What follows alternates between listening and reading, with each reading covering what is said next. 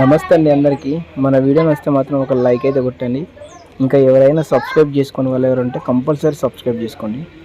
ఇప్పుడు అసలు విషయం ఏంటంటే జాతికోళ్ళు క్రాసింగ్ చేసేటప్పుడు తీసుకోవాల్సిన జాగ్రత్త ఏంటి అంటే, ఒక జాతికోడి పుంజు క్రాసింగ్ చేసేటప్పుడు ఒక పెట్ట మీద 3 రోజులకు ఒకసారి క్రాసింగ్ చేస్తే సరిపోతుంది.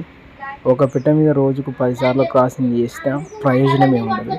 అలాంటప్పుడు ఏమవుతుందంటే కోడిపుంజు వీక్ అవుతుంది. నెక్స్ట్ కాళ్ళపట్లు కూడా వస్తాయి.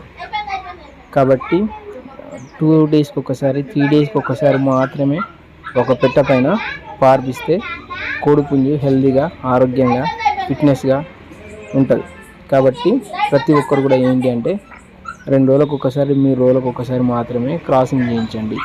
10 సార్లు క్రాసింగ్ చేసినా, 100 సార్లు క్రాసింగ్ చేసినా అంత అవసరం ఏం లేదు. ఓన్లీ 3 డేస్కి ఒకసారి చేస్తే సరిపోతుంది.